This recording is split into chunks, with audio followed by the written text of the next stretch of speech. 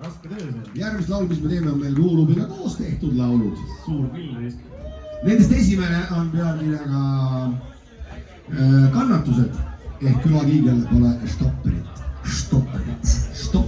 Väikse kammiste käest plaati ka otsi kuskilt. See teeb stopperit. Kas pillid on valmis või? No väga panen peale ka siin. See laulu refrään on lihtne, te õpite kohe esimese korraga ära.